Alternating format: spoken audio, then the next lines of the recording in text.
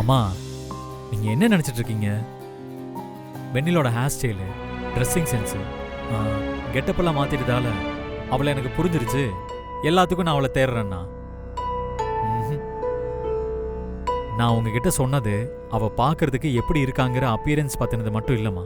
அது வேறம்மா. அது மனசு சம்பந்தப்பட்டது. மாடர்னா என் முன்னாடி வந்து நிக்கிறதுனால எதுவும் மாறிடாது. அதை பார்த்து நான் மாறுவேன்னு நீங்க நினைச்சீங்கன்னா ஐ எம் வெரி சாரிம்மா. அது நடக்க போறது இல்லை. இப்ப பாருங்க. வெண்ணிலா, வெண்ணிலா. வரேங்க. சொல்லுங்க. கொஞ்சம் எனக்கு குடிக்க தண்ணி எடுத்துட்டு வரியா? இதோ எடுத்துட்டு வரேங்க. அத்தை, உங்களுக்கு எதுவும்? எனக்கு எதுவும் வேண்டாமா. ம்.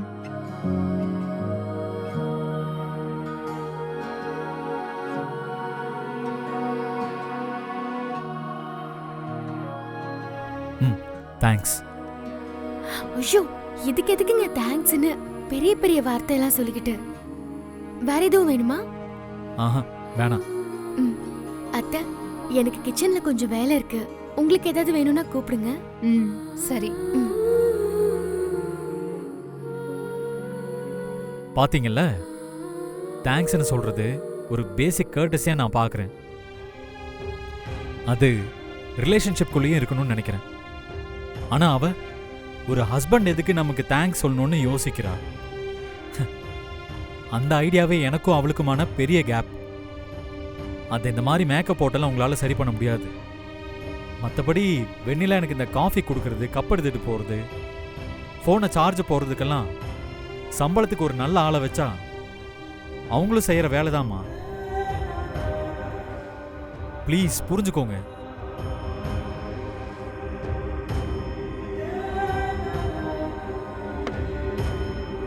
வருண், சம்பளத்துக்கு ஆள் வச்சா எல்லா வேலையும் பண்ணுவாங்க தான்.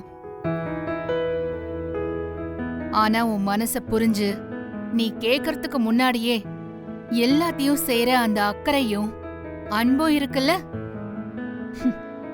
அத நீ சம்பளம் கொடுத்தெல்லாம் வாங்க முடியாது. அவ மனசுல உனக்கு ஒரு இடம் இருந்தா மட்டும்தான் அது கிடைக்கும்.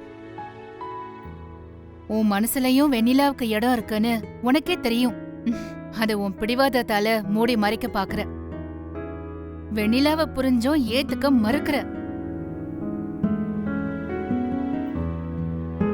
உறவுக்குள்ளையும் சாரி, தேங்க்ஸ் இதெல்லாம் சொல்லிக்கிறது தான் நாகரிகம்னு நம்புற. அது பரவாயில்ல. அந்த சாரி, தேங்க்ஸ எதிர்பார்க்காம அன்ப கொட்டுறவங்கள ஏளனமா நினைக்கிறல்ல, அங்கதான் நீ வெண்ணிலாவை விட கொஞ்சம் உயரம் குறையற.